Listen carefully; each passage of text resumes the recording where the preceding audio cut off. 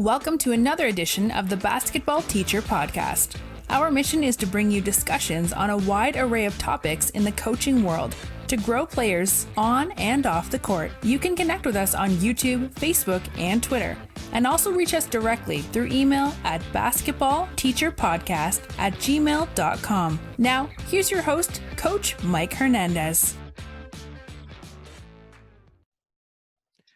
Hello again, welcome, and thank you for joining us as we continue our mental health series here on the Basketball Teacher Podcast. And within the field of mental health, we all know that there are certain unique mental health challenges that go through an athlete's mind. And we as coaches are always trying to balance that with the development of our players on the court or on the field, but also making sure that we're taking care of them mentally and making sure that we're encouraging them and being the best mental health advocate for our athletes as well. And also, as we know, playing a sport can definitely have a profound psychological and mental effect on players. And sometimes those effects can be really long lasting. Fingers crossed that they're for the positive. To help discuss this topic with me, I'm very happy to be joined by sports psychologist, Dr. Megan Cannon. Dr. Cannon, how are you? Doing well, thank you. How are you doing? I am doing really well, all things considered, as we record this within the COVID-19 era. All things considered, doing pretty well. Great. And thank you for joining us and spending some time to talk about this very important Thank you topic. so much for having me. I'm excited. Great. This would be a great conversation. So before we get into some of the topic questions, I want to make sure that those watching and those listening kind of know your journey. And so within that, there's kind of two parts, kind of your athlete journey that you went through, and then also what was your kind of like your mental health journey that led you to want to pursue being a sports psychologist. Totally. It's like phase one, phase two. And that's really honestly is kind of how I look look at it. So I began being involved with athletics when I was very little. I think I was on my first swim team when I was 5.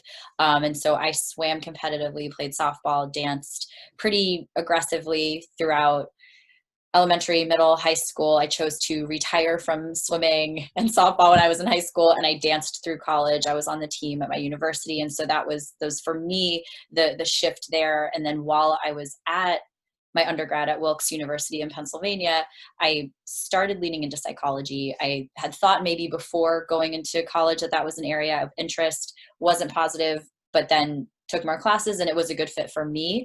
The only thing with psychology is, though, you really cannot do anything with just a bachelor's. So the day that you sign up for that being your major, you're pretty much then also signing up for a graduate school commitment. And so I was fortunate enough to get into a PhD program in clinical psychology at Nova Southeastern University in Fort Lauderdale.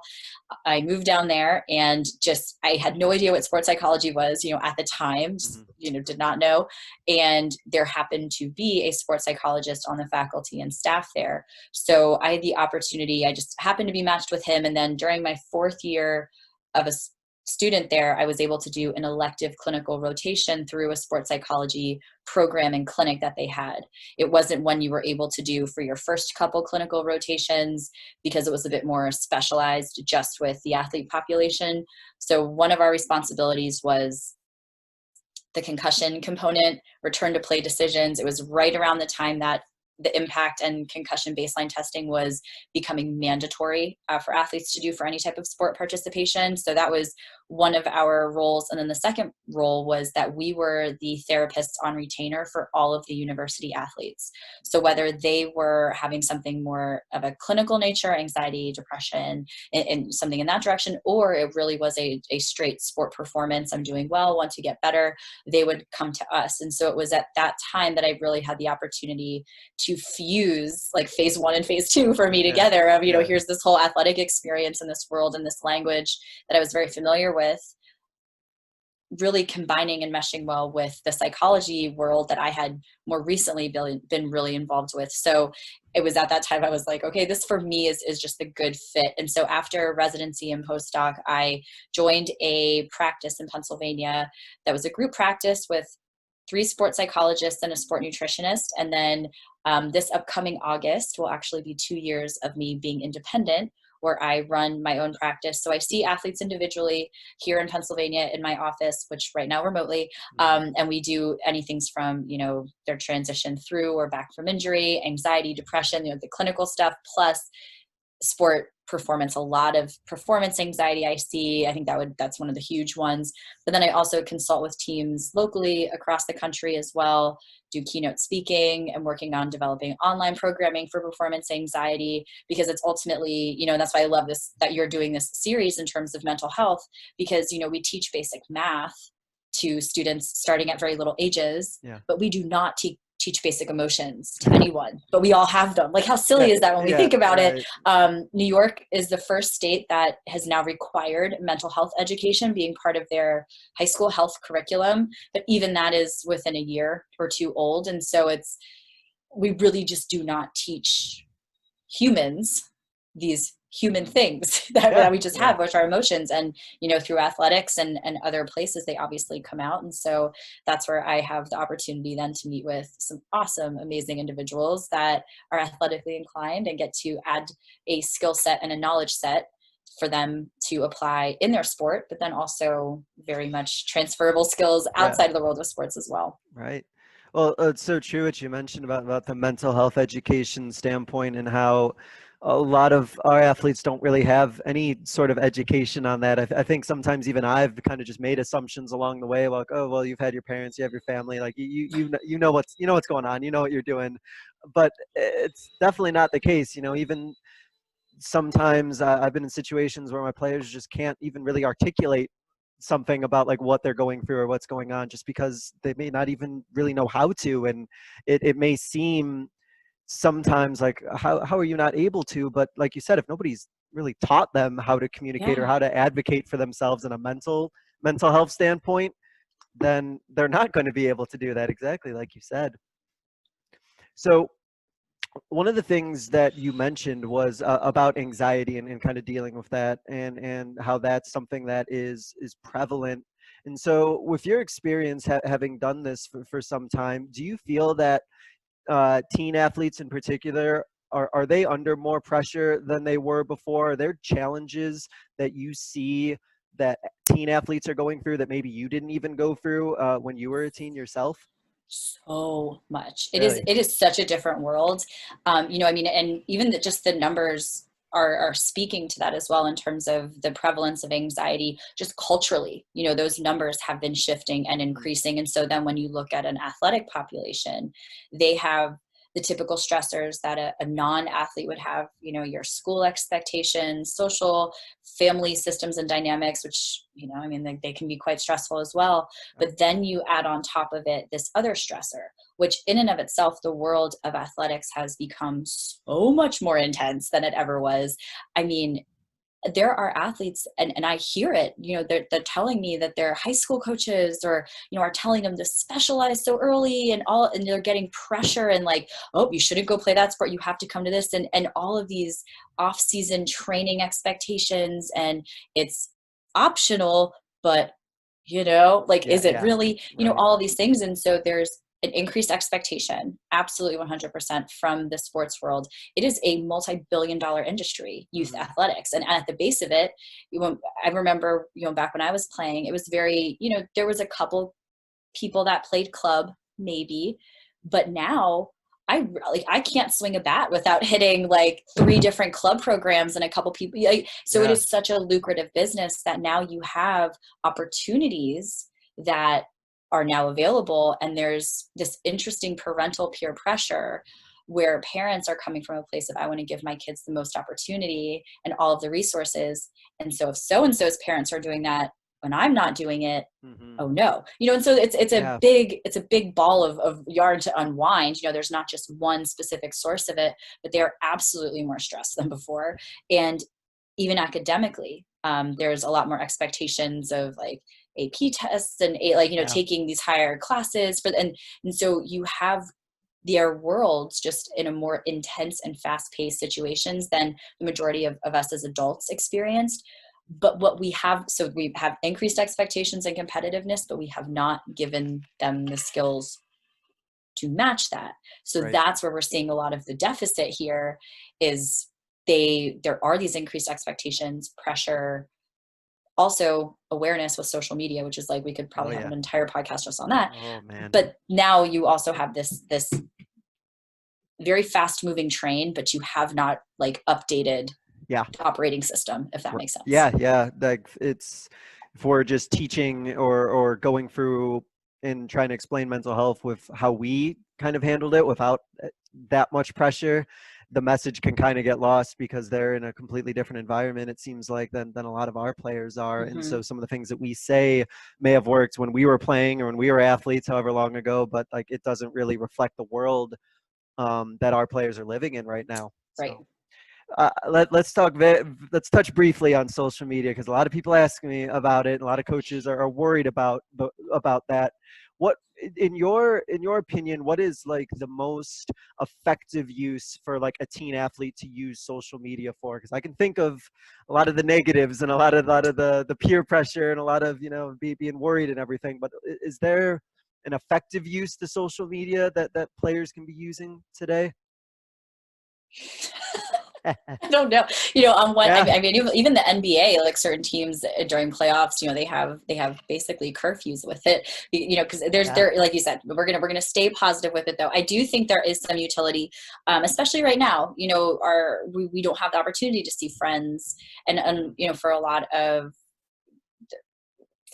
this past year, interfacing remotely and digitally really has been a very positive thing. So there is that in terms of keeping connected and that. So there's the positive of that. The other positive utility I see for it, and you have to be very careful, are finding, and there actually are some really positive accounts out there that do talk about emotional and mental health education. There are some wonderful body positive Instagram accounts that are geared for females, for teenage females, that it's very body positive. And, but I would say for every like one of those accounts, there's probably 100 that are opposite messages. But if you choose to consume media and you're very diligent about it, and that's just not social media, all types of media, but you're kind of aware of the low key messages it's sending you, you can then just be more of a knowledgeable and aware consumer, where if I'm on Instagram or other things,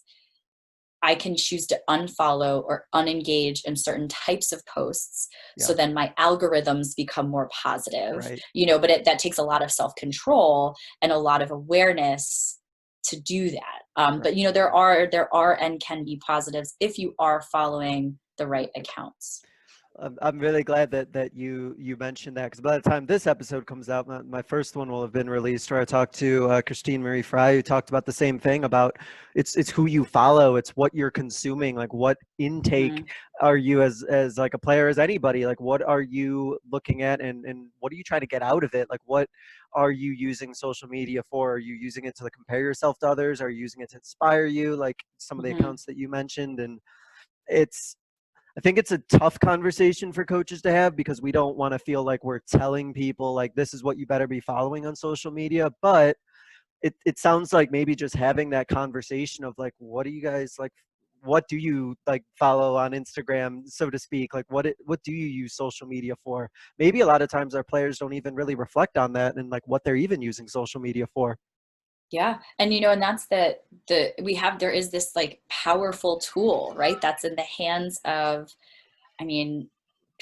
very young people, it's not a shock anymore if like a 10-year-old or 11-year-old has an Instagram. Yeah. And the thing is, like, their brains, and I joke that like God has a wicked sense of humor, and you can take that and whatever religious affiliation you choose, in that when babies are first born, they do not smile, they do not laugh, they give you no positive feedback as a new parent of that child. And that is like, you don't know if you're doing anything wrong, you don't know what you're doing. But then fast forward to teenage years, where you have these humans that don't look like kids anymore, and they're tall, and some of the boys, they sound more mannish, and every now and again they say things and it's like, oh my goodness, that was insightful. And so they like look like an adult, they can sometimes walk and talk like an adult, but their brain functionally, cognitively, and developmentally like is not an adult brain. They do not have the executive functioning component of it to look at an Instagram post and like, or any type of thing, any type of media, any type of that critical or like cognitive thinking of that executive functioning, that's that next level deep thinking, like that part of our brain turns on in our deep teens to early 20s. And so when you give that same power to a 13-year-old that doesn't have those filters, Like that's really tough. That's Yeah. really tough. And so even like you were saying, you know, of are they even aware that they're getting all these messages? And it's, you know, on one hand, maybe they might be a little, but like the true depth of it, depending on their age and where they're at developmentally, probably not.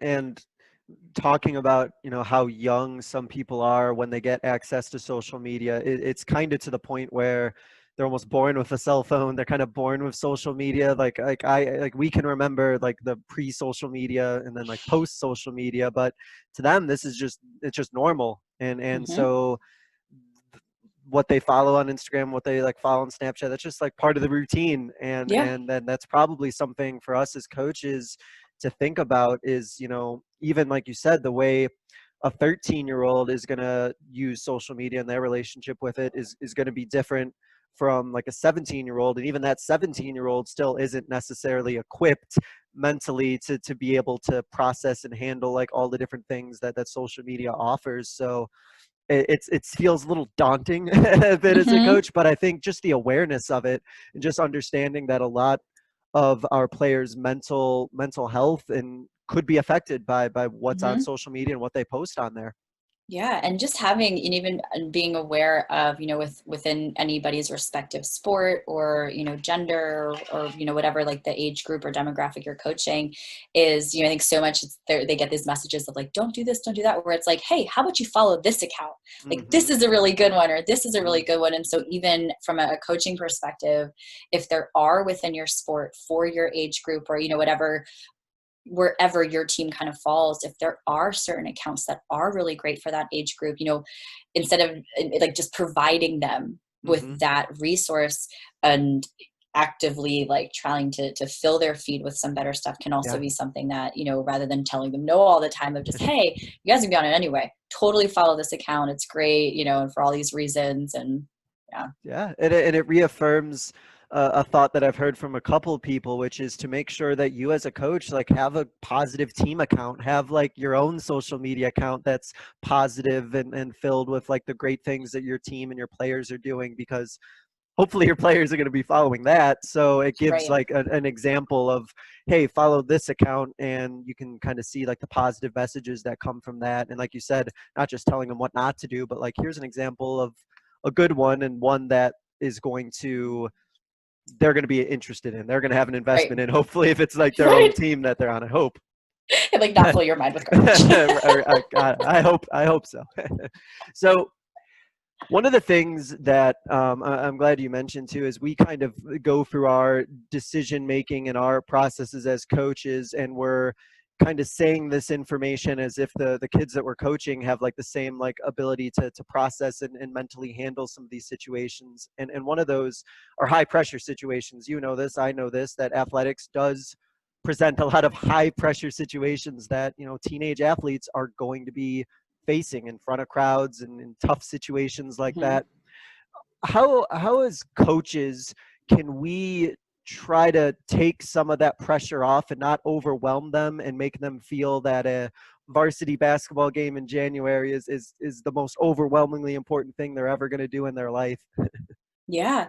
And, you know, I think there's a lot that goes, I think, from like day one of culture of the Hmm. team, you know, and that's where we really have to go back to the goal here, where I like talk with parents across the country. And like, whenever I do parent talks, one of the first things I ask is, why did you choose to put your kid in this? Why? You know, and majority of them or most of them like played athletics when they were growing up, and the responses I get fall in the category of time management, ability to deal with adversity, working well with others, communication, teamwork, diligent. Like, okay, I have never once heard like to beat the kid down the street. That's not the goal. But fast forward, whether it's as they're increasing in age or when you're looking at like a high school, college situation, like all of a sudden that balance shifts. And so then the culture typically, you know, is like, playoffs are winning. And I'm not saying that there's not room for obviously like, you know, the competitive nature that is athletics.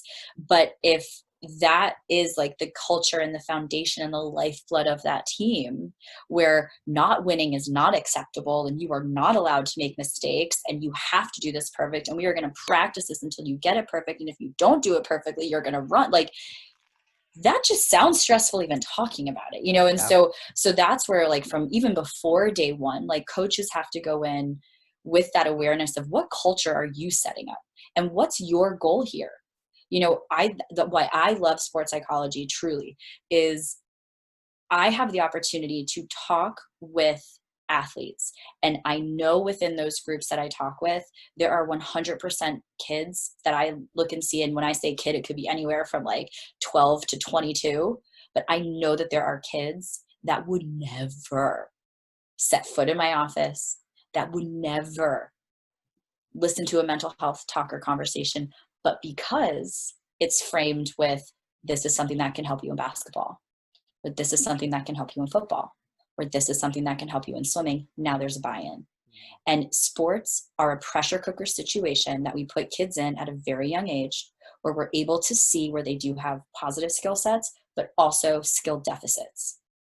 And we can put them in these pressure-filled situations, yet in a very safe way, right? Yeah. So now with a person that's 16, I can see where you're lacking some skills, and let's build some skills. Let's build some knowledge. Let's like build this now, not when you're 36 and it's like not just a high school basketball game type of a problem. Mm-hmm. And so that's where, even as coaches, like coming into seasons, and I understand, obviously, like I'm a sports psychologist, like records and championships, like that's like fun, and that's kind of part of it. Yeah. But if that's all my culture is about, and if that's the only thing that's accepted, and I'm losing sight of the character development, that's the goal. It's the character development.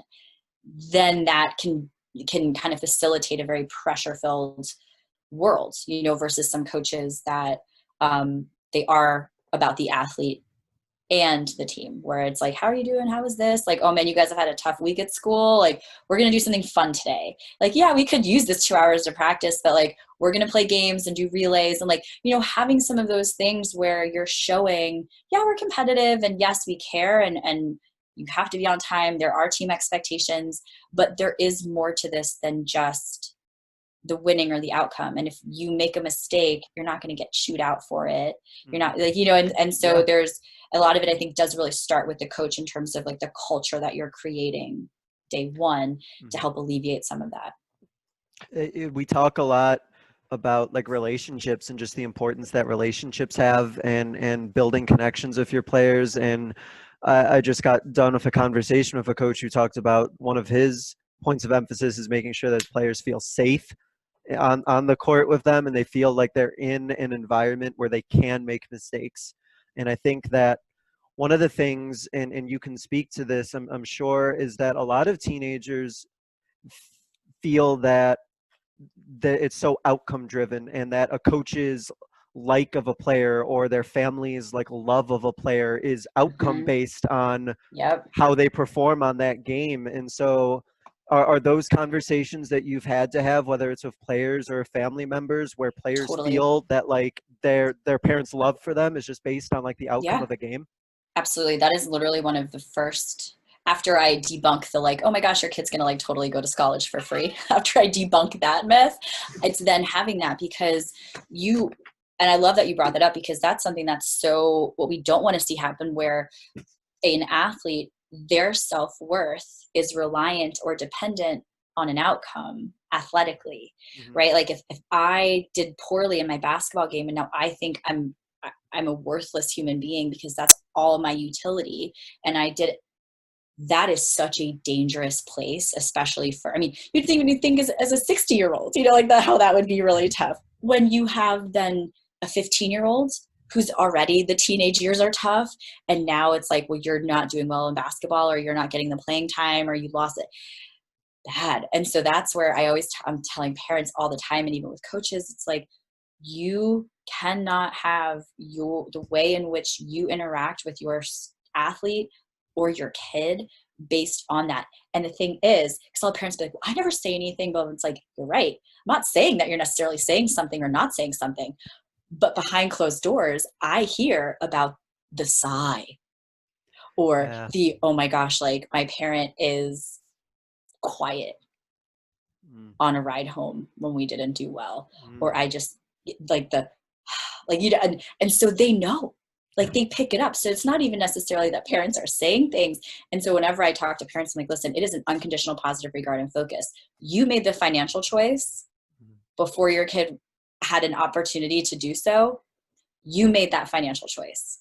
Yeah. Sometimes they're going to do well, sometimes they're not going to do well, but you need to unconditionally positive regard for them.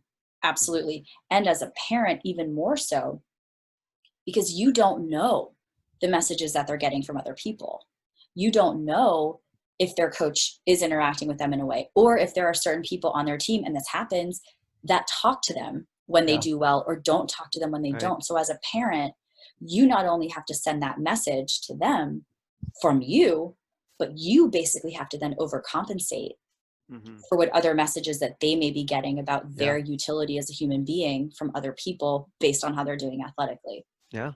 Well, that makes a lot of sense in the sense that, we as coaches, some of the things that we worry about are the parents that we hear, if they're like screaming at the stands, or the ones who are, screaming at us even, and to understand that, like, these are probably the same pressures that the players are feeling, and they're probably feeling that same thing from maybe sometimes it's family members or outside sources. And so we as coaches have to kind of go the extra step to almost overcorrect in a sense and be like, listen, this sport is really just a vehicle to get you in a better position, like later in life. Like, this isn't going to be a situation where all I care about is you as a basketball player, because, and again, this is probably something you can speak to, is that we definitely don't want a situation in which our players' identities are only that sport, because eventually at some point they're going to be done playing. And then it's like, well, what did we leave them with? And that might be something, I'm sure that's something you've seen before, where it's like, what do I do now that the sport is done? Yeah, it is. And that's a huge thing. And that's where, now that we're seeing, kids specialize younger and younger. So instead of like, I'm a basketball player and a baseball player and a football player, it's like, I'm a basketball player. It's like, okay, you're 12, but I totally agree with you. And there's actually like a lot of research about that. And years ago, there was a coach, Greg Strobel, who was with the U.S. national wrestling team.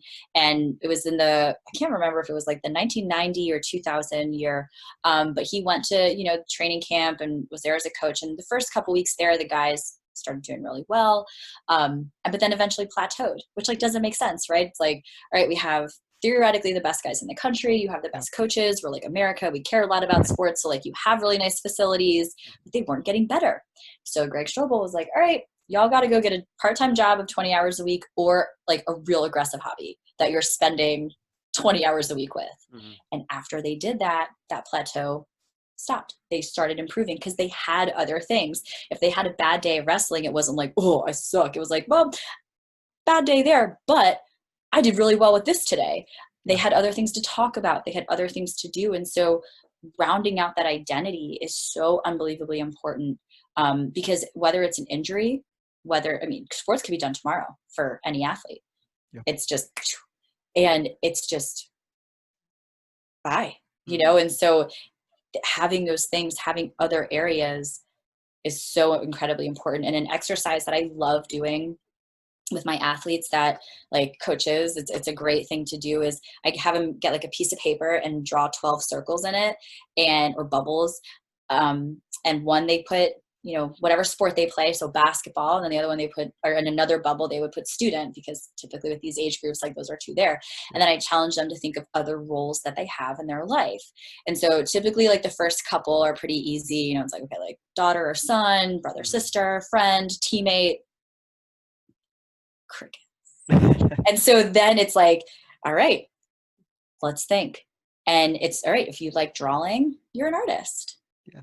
If you like baking, you're a baker. Or if you like cooking, you're a chef. If you like hiking, you're a hiker. And so I challenge them to think about, and then sometimes they'll get on a roll and have to add more bubbles. Most of the time though, I've had that happen a couple times, but it challenges them to see that. And then when they're all done, be like, all right, put your hand over basketball. And I'm like, all right, did like your arm disappear? Like, did something happen here? You know, like, Yeah. no, you're still there. And there are some times that certain bubbles take more of our time, so they may be bigger than others, but these other things don't disappear. Yeah. And at some point in time, when that basketball bubble no longer is there, whether you retire, you're over it, whatever, it's going to get filled with something else, because ultimately the skill, the talent is an internal thing. Basketball is the vehicle out, just like how cooking or art. And so it's a really nice visual exercise to help them see, like, oh, I am more than just like a basketball playing 12th grader. It's like, yeah, you are. You really, truly are. We just don't always like think about it or talk about it, but it's a great exercise to do as a team, or even just with athletes individually. Yeah, no, that's great. And I think, like you said, it's just a great visual. And so they can kind of take a step away from that identity. And again, like, you're not a basketball player at 12 years old. It's like, well, you're a 12-year-old who is this, and you happen to play basketball too. Like, basketball player isn't the front of your identity or anything like that. And it sounds to me like one of the things that coaches could do is to make sure that they're having those conversations with their players about what else is going on in your life. What else are you interested in? Like, what else do you do? I think that sometimes players might get the sense that their coach maybe just all they care about is their sport, and they don't even like know anything else about them. And that might end up creating pressure too, when this person who's, you know, all he cares about is the results about what I'm doing on the basketball court, or that's all she cares about is what I'm doing on the basketball court. They don't even know who I am as a player. So it sounds like to me it's really important that, again, like, maybe we overemphasize as coaches in asking those questions and having those conversations about things not even related to the sport. Yeah. And I think right now, because I was having, you know, some Zooms and things with different coaches, and one of the coaches I was talking with said that they had a talent show like through Zoom. And she was like, it was crazy. I've known some of these kids. She's a swim coach, so she's like known some of them for a very long time. She's like, I had no idea that so-and-so played the saxophone so well, or so-and-so did this. And it's crazy. And so even as coaches, you know, this generation is so much more relational, so much more relational. And so even just having the awareness of like, oh my gosh, like how's your saxophone lessons going? That was so impressive. That 15-second exchange is going to do so much for that athlete, even though it had nothing to do with your sport, but just investment and buy-in and trust for you, for the program, because you care, you know, and you took 15 seconds to remember that they played an instrument and be like, yo, how's that going? Yeah. And so you're right. It's, you know, it's these small things and little conversations that, whether they're big fun team activities that you do, or just, hey, we're on the bus and, you know, we're having the opportunity just to like kind of sit close to each other and having those conversations, but they're so helpful.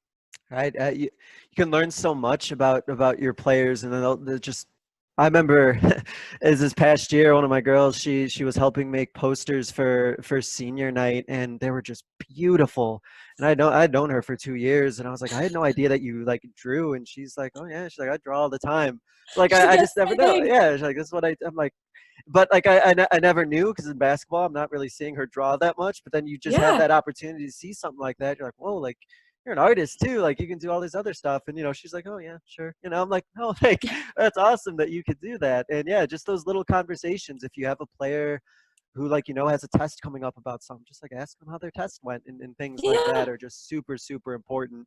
And something else you said too, which I've heard kind of re-emphasized through the conversations I've had with coaches, is you talked about players when they recognize something's a little bit different with the way that their parents acting. I think kids, maybe we don't give them enough credit, but like teenagers and kids and athletes, they listen and they see everything.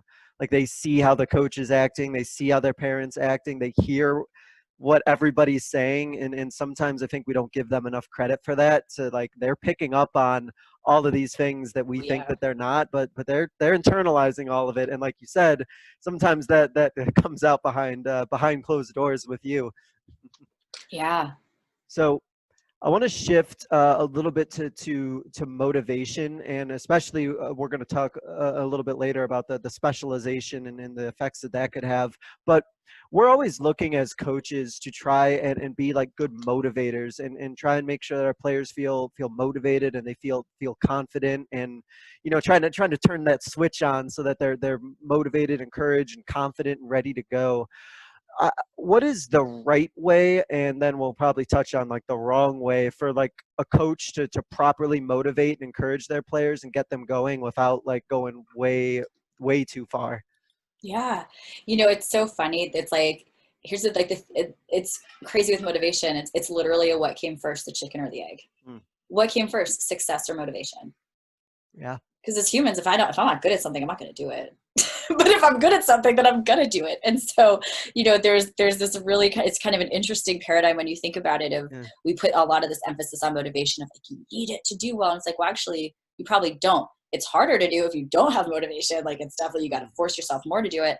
But then once you get the ball rolling, it can be really helpful. And so in just viewing motivation and its correlation with being successful or having that feeling of success, something that coaches can do, and it also like can kind of overlap with confidence, whether it's at the beginning of a practice of like, all right, what were like our all-star plays from last practice, and talking about it of like, all right, or even having like shout outs in the beginning of practice of, okay, like everybody takes time like shouting out a different team member of whether it was something good that they did, like basketball, or even just like, I was not in a good mood, but so-and-so like helped me out in the locker room. They just got me really excited. And so just like want to thank you, and so just having those moments of calling people out. And again, it might sound kind of weird, but like once you just make it a part of your culture, then it becomes part of the culture.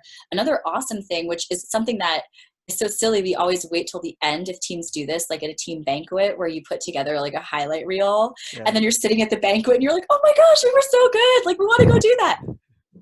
Well, why don't you do that before a game? I mean, yeah, it does take some time, no doubt, but the film is probably there. They're, in this day and age now, especially with the athletes, their tech awareness is so high that they could probably splice something like that together in about 3 minutes of time. Where, so little things like that, where it's really showing like, hey, like, look at this awesome thing. And also it's so funny for coaches. Like, you remember when you were little, like some of the times the smallest rewards were like the funniest. And the best that I can think of is there's a swim program that I was doing work with, and their coach went online, and it was just this mixed bag of swim caps that he got from some swim distributor. They just had a bunch of extra ones, and we're just selling, bulk, like just like 100 of them for like $10. And he was like, literally, it was the cheapest thing. And there were these caps that were from club teams all over the country. They'd never heard of them, half these teams. But every Friday, one boy and one girl would get the cap of the week. They would get to go choose, and the coach would choose the athlete. Sometimes it was like, oh my gosh, like you had an awesome meet, great. Other times it was, dude, you were the first one in the water all week, all practice, or you were the last one helping to clean up. And so they would choose this once a week, like, and the coach said like the team just got so invested in it, where they were like, who's going to get the cap? Who's going to get the cap? Who's like, it was literally like a 10-cent thing. But for the entirety of this season, it created this really cool like thing within the team that just improved the motivation within the culture. And so whether it's like doing the positive pointing out of stuff or doing highlight reels, or even thinking of something so basic as finding a little tiny, whether it could be stickers, it could be things of just, hey, athlete of the week, as long as it's not 100% on motivation, or on not motivation, I'm sorry, on outcome. So it's not like the player that has the best stats at the end of the week, because then we're just reinforcing the thing we're not trying to reinforce, but having it to just be character qualities and like all these different things. And when there are little rewards and stuff like that, which as a coach, that would be a monetary investment in the beginning, but it doesn't have to be a big one. And that buy-in, just really cool things can happen. Yeah. I'm sure if you can get like that level of buy-in and that level of excitement for a 10-cent swim cap, right? I'm sure a lot of people would be willing to put that investment in. And so it sounds like one of the things that coaches could do then is kind of redefine what success means and kind of have a different definition, because if success does lead to further motivation, then success can't just be, the final score at the end of the game. If we redefine and reshape what it means to be successful, then in turn, that's going to possibly lead to higher levels of motivation, because success can just come in all different kind of forms. Am I correct in thinking that? Yeah, totally. And I love that. And I like just having different measures of success, and where, yes, outcome is absolutely one, but you even think about in a basketball game that a team loses, like there were still things you did well Mm-hmm. throughout the course of that game. I work with a lot of swimmers, and I'm like, you didn't dive in and swim backwards. Like there were things you were doing that you did really well. And so it's making those more process oriented goals. So maybe that, with basketball, it's like you guys are trying to like really run a certain defense, and like that you've really been focused on just certain movements. Mm-hmm. And it's like, all right, you guys did that. You nailed that. Where it doesn't matter what the outcome of the game was, but like, hey, did they execute that really well? Or were there certain just process, those steps that you take on the way to win the game? But mm-hmm. when there's those process oriented things or other measures of outcome or success, well, now it's like, oh, we didn't win, but you know what? We really improved on this. We really improved on this. We did run all of these plays, and we did all of this stuff. Yeah. Awesome. Like we had a good game.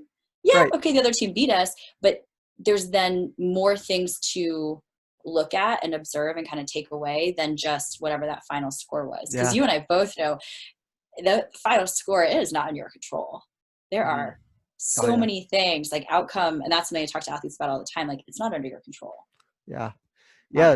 No, that makes a lot of sense. And it reminds me of a story. I had one of my friends, he was telling me about how he was coaching, and one of his mottos and one of his philosophies that he tried to get his team to understand was about like getting like 1% better, just like getting a little bit better each time, regardless of the outcome. And he was coaching a game, and it was a basketball game. And at the end of the game that they had lost, and he was a little bit upset, and he was a little bit frustrated. And then one of his players went up to him and he's like, well, coach, I think we got 1% better I think we got a little bit better this game. And he was like, well, he's like, yeah, I mean, that's what I've been preaching, like that, like, and that's, it's kind of fun. If you're embracing the process, then you have to acknowledge that like the growth is still happening, and that it's not just outcome driven. And so, like just, if you didn't swim backwards, like, I like that. Like if you lost a game, let's say by 40 to 35, well, like you still scored 35 points. And so you had to do something, correct to get those points, and just like trying to see, where the successes are and where the growth is happening. I think, as it's hard sometimes for us coaches to see that, but I think it's important that we're emphasizing that to our players, so they understand that like we're appreciating the process that they're going through of growing and learning. Mm-hmm.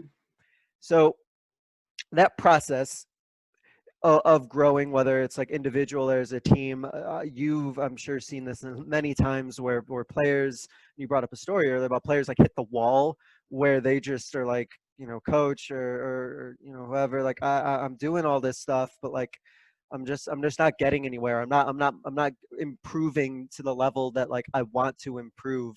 And whether that's a mental wall, emotional wall, or physical wall, what are some ways that you, and then as like coaches, we can try and push our players when they hit that wall and they just feel like I'm not getting anywhere, I'm not growing at all? Yeah. And so, I mean, like the number one thing it's like, just like assessing kind of from burnout, because it's one of those things where it's like, if they're playing 12 months out of the year, which, this whole Corona situation, one of the blessings within it is, hey, some of these athletes really got a break for the first time in a really long time, where I had athletes that were like some golfers that golf opened up. I'm in Pennsylvania. It opened up, and they hadn't been out for a long time because like winter, they were like, oh my gosh, I love it again, and so sometimes, if there is that, like, I just, if it's hitting a wall in that capacity, that's having a conversation of whether it's some strategic time off or like just making things fun. But, when it's like we're hitting plateaus and it's just like, I'm trying to do all these things, just choose one. It's all about just intentional practice. There's actually this great book called Talent Codes, where the gentleman that wrote the book went around to these, what he defined as talent hotbeds of like so much success, but doesn't necessarily make sense as to why. So like John Wooden, like so many championships, but like why? Yeah. And then like there was, I forget the exact place, but it's like some really tiny tennis facility in Russia, like rural Russia. But this like jankety, facility somehow produces an inordinate amount of incredibly international successful tennis players. Or like Brazil with soccer, where it's like there's not necessarily a ton of funding for facilities. And so it's like, what was it about these talent hotbeds? Yeah. And what it comes down to is intentional practice, where if I go into practice, rather than, oh my gosh, I have to fix all these different things and all these different things, so I'm digging a bunch of little holes in terms of my focus. If I choose one thing, and I choose one thing that day in practice or that week in practice, that every single time I am shooting a 3-pointer, I am making sure that like I am executing it from like the proper position and doing that well, or like just one thing. If I'm intentionally focused on that one thing, and it's very much like that, getting back to the basics, like narrowing it down. But if I'm able to just focus on that one thing, it's, first of all, mentally less scattered, where I'm actually like, whew, okay, this one thing, this is my goal for the practice. Secondly, I'm actually able to make progress, because instead of digging like 10 different holes with trying to focus on 10 different things, I focus on one. So I can actually make some progress on that hole, because that's where all of my attention and focus is going towards. And then finally, if I'm intentionally focusing on that one thing, and say it's for like every week I choose one thing, and that's my thing that week that I really focus on, well, now I'm going to be able to see my progress in that one thing. Not only because I'm working on it, but because I'm intentionally paying attention to it. And so that one thing, that intentional practice, even for an athlete that's not in a rut or a slump, is incredibly beneficial and truthfully how you get the most out of a practice. But when it's like you're kind of in that moment of nothing is working, like I just, one thing. And let's focus on that one thing, get that one thing right. Or not even right. It's never going to be like perfect. Right. But then, better. all right, let's move on to the next one thing. And in that way, it can kind of build on itself. And while that making progress or seeing improvements, and if they're focusing on that one thing, that sort of will probably lead to them being more successful. And then we just talked about motivation, and like if success can lead to more motivation, then it's kind of all is like a really good cycle of them improving, them seeing success, them feeling more motivated. And like you said, it's very difficult to get better at like 10 different things that you're spending just a little bit of time on, and just stretching yourself so thin. But if you can just zero in and focus on just getting better at one, seeing yourself get better at the other, then hopefully that will lead to like a really good mindset of like, okay, well, then now I can try and get better at this other thing that I'm going to dedicate my time to. So as players, as we know, and we've kind of been leading to talking a little bit about burnout and players burning out, and they're playing a lot, especially in basketball. We see like AAU and club, and then their team, and they're just playing and doing that all the time. As coaches, I know we have to be very aware of that, and very aware of the fact that we don't want our players burning out, and we don't want to be the ones, hopefully we don't want to be the ones who are burning them out. How can we as coaches recognize like when our players they're just burned out and they just need a break? Because I know we feel so much pressure sometimes as coaches to like have success and to keep go and keep going, but there's going to be a certain point where when they're burned out, and we're not going to get any further than that. So are there ways that we as coaches can recognize, whether they're overt or not, that like, okay, our players they're just done? Yeah. Well, like the signs of burnout of just like constantly tired, not motivated, and so keeping an eye on that. But, part of it for coaches is just having awareness kind of the logistics of, not necessarily saying have a spreadsheet for every member of your team, because everybody is a little bit different. But for basketball, as an example, like I can think of a lot of easy ways to play basketball 12 months out of the year. If I wanted to, I could. And I could be on a team, summer league, fall, preseason for winter, right into AAU. And that's almost give or take a couple weeks. And same thing with volleyball, same thing with swimming. And so and honestly, like the majority of sports anymore anyway. But so having that awareness of just like, okay, this is for a lot of these athletes, like a 12 or 11, 10-month commitment. That's a lot. And so if they do have like another club or like something that they have to miss your practice, okay, that's fine. I mean, okay, if it's like it is your in season, like, and you know, it's the basketball in season, like, all right, then maybe a little bit less permissible then. But if it's like AAU, if it's the fall, if it's the summer and they have a vacation, or maybe they do play another sport, so they just have to miss Mondays. Yeah. Okay. All right. You know, yes, they're not going to be at your practice that day, but when you get them back on Tuesday, you're probably going to get more out of them anyway. And so having that awareness, having that, like, you know, and again, I'm not talking about when like you're knee deep in season, like I'm not saying that, but if it is theoretically like your sports off season, having just those reasonable expectations and having like reasonable amount of things. Also, whether it's in season or not, just because you're having practice does not necessarily mean you have to spend the entire 2 hours doing the same thing. So mixing it up, even if you're playing basketball the entire time, play different games or just do different things where you're challenging them to utilize the same or similar skill sets. You're just not going through the same. I have some athletes that can literally give me like a minute by minute breakdown of what's going to happen in their practice because their coaches never change it. So not only are they doing it all the time, but they're just like, yep, we start off with this, then we do this, then we do that, and blah, blah, blah, and then it's done. And then on Thursdays, we blah, blah, like, it's just the same. And so mixing it up, you know, keeping it different. And then also there's so much utility and function to having out of the gym practices, whether that's like a team float trip or a team backyard movie night or a team insert other socially distanced yet quarantine and safe for the current time. Like there are things that we can do. And even though, yeah, you're not practicing, but maybe as a team, you go run a 5K. Well, there's your conditioning for your Saturday practice, but it's fun. They're out there doing something different.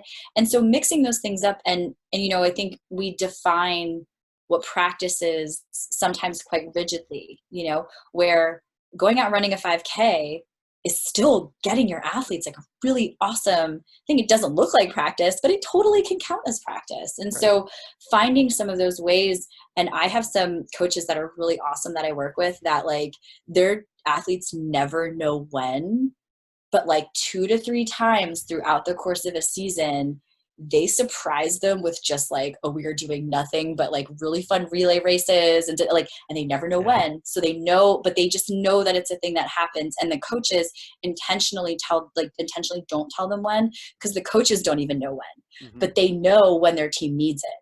And so that could fall at different points in the season based on, you know, however that season is going or that the composition of that team. But man, when they have to like throw that card and run that play, they do it and it just rejuvenates things. And so, you know, we don't necessarily have to stick to like the real true definitions of what we conceptualize as practice. You can still do other things, and taking a 2-hour practice to have a movie night or to have like a yoga or like just do something totally different is going to have so much, maybe not direct basketball influence, but in terms of the team, the season, the culture, it's going to be so helpful that in the long run, it actually does come back to basketball. Just doing things to shake things up, and it's almost scary, that story you said about the girls who just can rattle off practice. To me, that's awful. And then to a certain extent, when that happens, it's like you're just kind of going through the motions, and it's just sort of like robotic, and that you kind of need the disruption and all those things also just build team building, and they build like the team togetherness, and if you want your team to function really well and do those things on the court and trust each other, you know, just doing some fun things or doing just some fun teamwork activities or just stuff that isn't basketball related, but where they can just be together and like do stuff together and have fun and enjoy each other's company in a different way. Like you're gonna, like you said, you're gonna see those benefits later on, even if it isn't a, you know, structured 2-hour like formal practice. So with that, there is the other kind of coin there with burnout, in that luckily I have never faced this. I hope I don't, but I probably will at some point. Is that a lot of the burnout and a lot of the pressure is coming from parents, and we as coaches try to include parents, and we love when they're involved, but as we know, sometimes parents can be that source of stress and be that source of pressure on our athletes. And so how does the conversation go with you, with parents, to like try and help parents like take a step back, and how could we as coaches try to delicately have that conversation with parents that maybe they're doing a little bit too much and actually kind of having a negative impact on their kids' performance and how they're doing? Yeah. And there's so many things of just like, hey, what are those unconditional, like both verbal and nonverbal messages that you're sending? Like, how much emphasis do you put on it? Like what happens after the sport?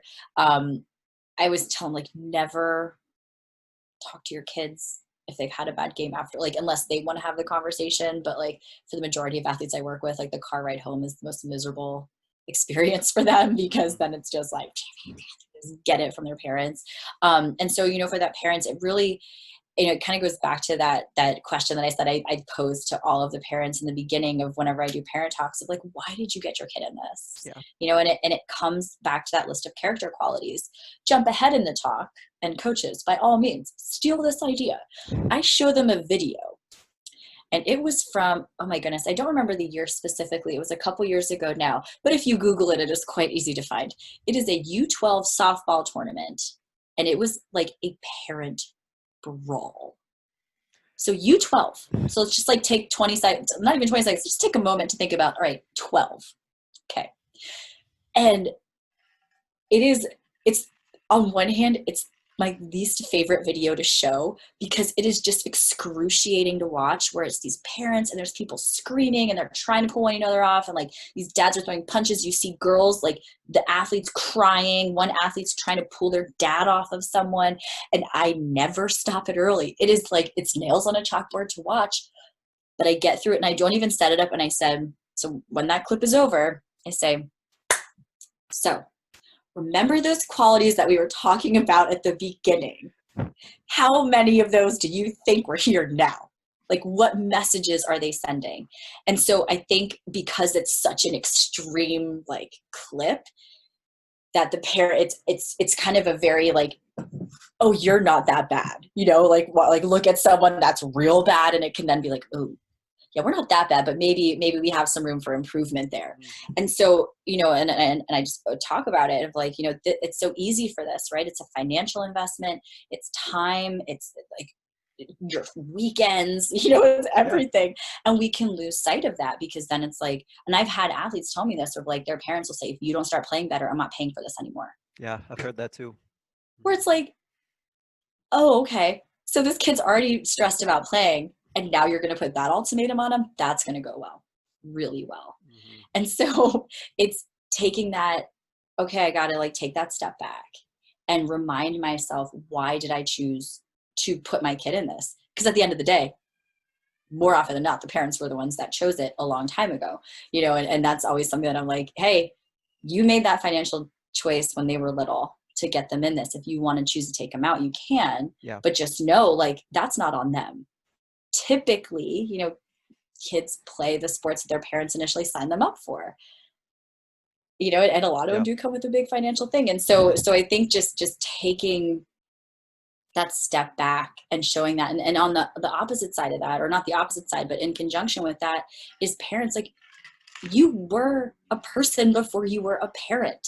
You have to take care of your emotional health. Right. Like, if you're burnt out, that's going to be tough to then have that emotional energy that you need for when your kid needs you, because ultimately as a parent, like, you're that emotional sounding board. And there may be some like teenage parents out there like, my kids don't talk to me about anything. You're right. They may not, but they're around your house.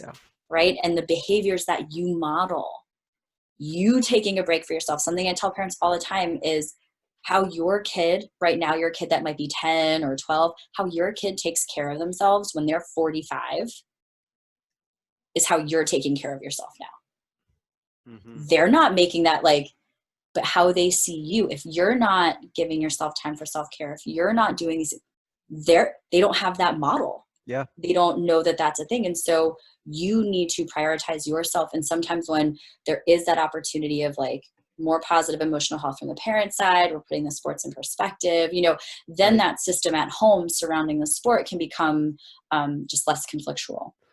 Well, it seems so simple, but I've actually not sure if I've really heard of that term spoken that way about like parent burnout, and that's so true too. That parents can burn out too, and go Yeah. through that situation where they're going through that. So yeah, it's just something that you definitely have to be mindful of, is that parents can kind of go through that same burnout and go through that same experience, and then the kids are going to see that, and the kids might it could be a cycle Oh, totally. if it's left to be that way. But I think that it's just important to be aware of is that, parents sometimes they feel a lot of pressure.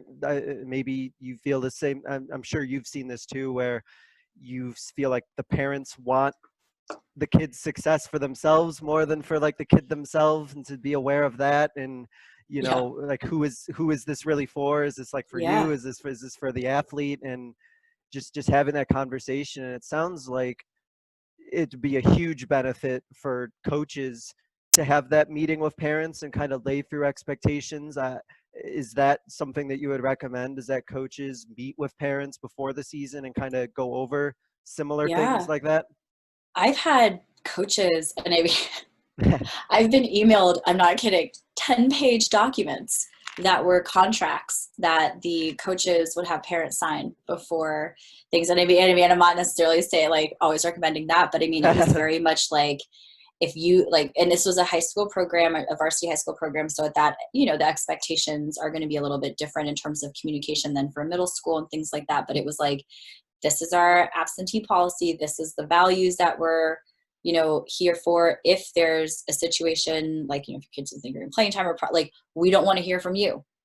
We want to hear Mm-hmm. from the athletes. This is their opportunity to start growing their voice of assertion, and so Yeah. they did have a meeting, and they went through this contract, not only of the things in it, but just some of the rationale behind it of like, oh, it's not because we're not trying to be callous and, like never talk to you like parents, but we're trying to teach your athletes this. And then also, by the way, if you're going to college to play, like, and you're on and you're that, no. So we're trying to teach them now, like how to do these wean things. them off of it. Yeah. Yeah. And so I think it's a great thing, for coaches and parents at the beginning of a season, whether it's the mission statement, the core values of the team, whether it is like some type of contract that then you can refer to back, but just having that opportunity without the athletes there, just to be like, hey, this is the perspective where we're coming from. This is the culture we're working towards creating. This is like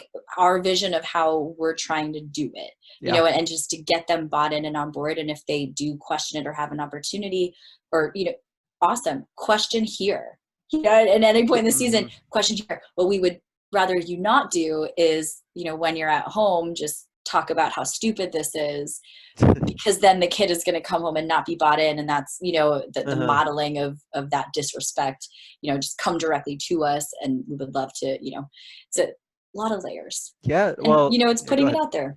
Yeah, well, it's a great thing to think about too. I think for coaches is building that relationship with the parents and having them understand kind of like the expectations and what's going to be happening that season. I think lets the parents know, and if the parents and the coaches are working together, then the parent hopefully won't be like cursing out the coach to their kid at the end of a game or something like that, and then creating like this unneeded tension where oh well, my parent doesn't like my coach, and now it's like now my parent is telling me to do this, my coach is telling me to do this, and like that. I can't imagine how messy that could be when when an athlete is hearing like, who do I listen to, or who do I go to, my coach or my parent? And next thing you know, we're just pulling our athletes in both directions, where we could hopefully just solve this if the parent and the coach are Right. working together Right. to And help the then athlete improve. Yeah.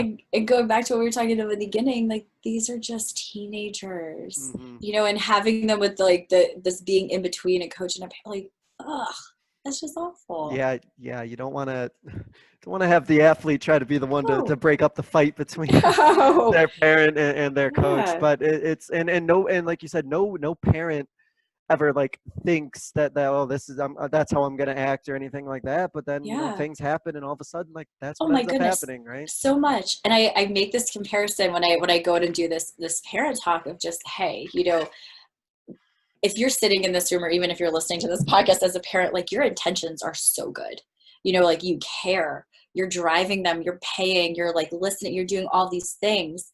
If I, as a sports psychologist, were to prepare someone's taxes, I would go into it with really good intentions. Like I wouldn't want to mess it up. I would, but like that's not my area. I wouldn't know some of the questions that I would need to ask. I wouldn't know some of the like deductions. Like I'm just not because I don't have really good intentions. It's just not the world that I live in. Yeah. And so for parents of student athletes, the intentions are good, but we just don't always have the knowledge or information just because it's not the world that you're always living in or learning about. And so that's where, having, and I'm always like, the sports site, I was like, that's why I'm here talking to you guys, it's just because of this. Whereas you would never come to me to ask me to do your taxes. And if you Yeah. did, I think you would be crazy, but because it's just, that's the world I live in. And so I kind of use that analogy of like, we all have good intentions. And as a parent, even if you're finding as you're listening to this list that I'm talking about that you're doing some of those things wrong, it's not because you're doing them intentionally or that you're doing them because you don't want the best for your kid. You're now just being given some additional information that you might not have had before. Yeah, that's a great analogy. It's like if I were to coach swimming, I'd be the best swimming coach that I could be, but I'd be a terrible swim coach. But I'd do my best, but I would not be good at it. And it's the same thing. It's like if you have resources and people who are like dedicated to this, and this is what they're doing their life's work is to try and help in these areas, utilize those resources, seek them out. I think that for whatever reason, and I think it's changing, but there still is that stigma about like whether it's like sports psychology or any sort of like resource for like mental health, as if like there's something wrong with the player or anything. But like that couldn't be further from the truth. And so I want to make sure that you're advocating as well, like for the importance of it and trying to Totally. destigmatize mental health as like something that, oh, like something's wrong with me if I need to go see like a sports psychologist. To me, like it's absolutely the opposite. Like you're Yep. advocating for yourself and you're trying to better yourself. Totally. 100%. So to wrap up, what I want to make sure that you're able to do, you mentioned the 12 circles thing, which I thought was awesome. Is there any other like tip or strategy that you could recommend for whether it's a coach or a player to just like keep in mind or kind of have in their toolbox as we're Totally. moving forward? Breathing. I say breathing so much because it is literally one of the best tools that you have, and it's free. It's always with you. You can never leave it at home. When we take a deep breath, our body slows down. Our muscles relax. Our brain slows down.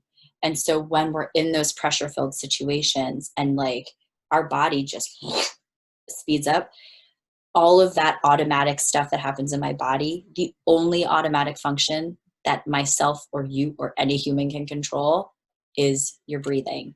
And so our breathing is this really awesome tool that we always constantly have at our disposal that can help us slow down, relax, and just compose. Like if I had like a jar of glitter here, I would like shake it out because it's like, okay, you cannot see through it. But if I just take a moment and pause, all of the glitter would soak to the bottom and I'd be able to see through it. Same amount of crap is in the jar. I just took a moment to slow down. And that's what breathing does for us. And so in terms of coaches, what I always would recommend is integrating it into your routine. And so every time out, start of practices, start of meetings, like, hey, all right, guys, we're going to take a deep breath. Or even if like you're doing foul shot drills or just different drills of like, hey, when you're on that line, you take a deep breath, blah, blah, blah. And then like adding that and integrating it into your routine as part of your practice. And it literally takes what? All right, guys, we're going to take a deep breath. 10 seconds of time. And maybe if you want to teach on how to do it, any like diaphragmatic breathing, there's plenty of videos that you can find online. I might even have videos online for it, but it's just such a powerful tool that as I said before, it is free. You can literally never leave it at home. You don't need anything else to help you do it. And it is so helpful for us, not only physically in like the slowdown and but mentally really helpful as well. And, for coaches, I'm sure any coach listening out there, you have had those meetings where you're talking and you're talking and you're talking at people, but there's no one there. There's like no drivers behind the wheel. And so doing like some of that breathing, even of just, all right, guys, we're going to take a couple deep breaths. Let's just like focus on our breathing. That can help take wherever their heads are and bring it back down with you, which even though maybe that's like taking a couple minutes out of the meeting, well, at least you're probably going to have a little bit of a better attendance. Yeah, that is true. Yeah. It seems so simple, but breathing, right. And just taking a step to just make sure that you're breathing. Cause I think so often we don't even realize that, like, if we're just like breathing or our heartbeat's going really fast, like we like physiologically sometimes like aren't even recognizing it until we do like take a breath, let ourselves kind of reset, like you said, of like the glitter, and just sort of gather ourselves. Because I know as coaches, especially, one of the toughest things that we deal with is the idea of just saying something that like we didn't really mean, but we just like said it just to say it. And then that might be the thing that sticks with the kid, might be something that we just said off the top of our head out of frustration. And then it's like, well, that's going to be the thing the kid remembers, is we said that, even though it was just something we said out of frustration because we didn't take that breath. So yeah, I think that's something to keep in mind. Just breathe regardless of the situation. Yeah. And finally, like the last one, just being like for coaches, just modeling behaviors that you want to see your team have. Yeah. Whether that is like slowing in for a moment, taking a deep breath, or like listening, being on time. I will never stop using this example. I went in meeting with the team for the first time. I spoken with the coach on the phone, and like he was introducing me to the team, and man, it was like my own personal hype video. I was like, okay, wow, all right, like cool. And so I get up there and I'm starting to introduce myself to the team. We're in a room. It's not like that you can't not see. I just see the coach like walk to the back, which like, all right, cool. But I'm not kidding you. He immediately whipped out his phone and sat on his phone for the entire meeting. And so in my head, I'm just like, oh, buddy, you are just missing a really great opportunity. Yes, you hyped me up verbally, but you are showing them that this is nothing, that this isn't important, and that you're not taking it seriously because you're just sitting there on their phone. So not only are you probably modeling the phone behavior that you yell at them for, but you're also showing them that this is something they can kind of check out on. Yeah. And you haven't said a word. All you did was this for an hour, but still. And so it's modeling those behaviors. Like you said earlier, kids are so much smarter than we give them credit for. They're watching and they see you. And social learning theory, like a very big part for humans is how we learn is by watching other people. Yeah. And so if they're modeling certain things, well, I'm going to do it. And so for coaches, it's being aware of, cell phone usage, being earlier on time, responding, like yelling at refs or not, how you respond to a win or a loss. They're watching. And so it's modeling those behaviors that you want in your team. And if you're constantly on your athletes about being early or their phones or blah, blah, and you're doing those things too, like it's not gonna go over too well. Yeah, absolutely. They'll recognize when the things that a coach says doesn't translate to what they're actually doing, and then the whole message is lost, and then you can definitely lose a team and lose your players if like your words and your actions don't line up. That's true. And that story is that's crazy to just that somebody would just be so excited to verbally hype you up, and it's like, all right, I did my job, and I'm just gonna go check out now. Like I'm telling you, man, fast forward 20 years from now, if you and I are like our paths go, I'll still be telling that story. I guarantee you I'll still be telling that story. Yeah, I'm sure I got stories too from that I'll still be telling in 20 years. Those are the ones that, it's funny because that coach then probably didn't even think really anything of it and has no idea probably that that's like a story that you're gonna like continually Forever. be telling. So yeah, you never know like what's gonna be the thing that like is gonna be remembered and what they're gonna Yeah. Oh my gosh. case, right? So to wrap up, I want to give you what I call like my 60-second soapbox to kind of get out your final thought, your closing thought, to kind of re-emphasize anything that you want. So I'm going to give you the floor to go ahead and go ahead on your soapbox, so to speak. Awesome. Well, on my soapbox, I would say point one, if a person listening has never explored or looked into the world of sports psychology, just look into it, try it. There's things out there. It's totally an area of training that not only, yes, is super helpful for sport performance, but we're people in addition to athletes. And there is that emotional and mental component just to our worlds and life. And no athlete can leave school, home, all that stuff just out or off of the court. It's not possible. You know, we're going to have those thoughts. And so giving them different tools and encouraging that. If athletes are trying it, you know, again, modeling that positive behavior for it, just saying, hey, it is okay to not be okay, or to want to look in other directions for it. You know, sports at the end of the day is a character building opportunity. And it's one of what I believe, which is why I work in the world of sports, like I believe it to be one of, if not the best way for us to really foster really positive character qualities through different types of adverse situations, if it's done right. And as the adults in the sport world, we have the opportunity to make it right and to make the athletes that are going through get those messages, so that then when they're adults in the world, you know, those are the qualities we would love to see. And then when they're the coaches, that gets passed on. Yeah, it's kind of like the legacy that we get to leave behind almost in us as coaching, is like, what players do we leave, like how do we leave them as people when they're done with their sport, right? What character building traits have we put in? Because the legacy is going to be for us like how successful they are just as adults and as people. And I say this all the time, like if the only thing I ever do as a coach was all I did was teach you basketball, then I've done something wrong. But there's something that I've done wrong if that's all you're going to get out of that relationship with me. And so I think that's a great thing.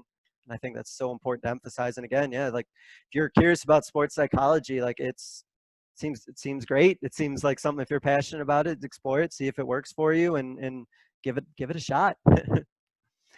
So I want to thank you again for joining us, Dr. Cannon. This was great, and this was awesome and super informative. And I think that there's so much reflection that we can do as coaches, or even as players or parents who are listening, and just making sure that we are keeping the mental health aspect on our mind, and just making sure that we're promoting positive mental health and positive choices. So I want to thank you again. Thank you so much for joining us to talk about this.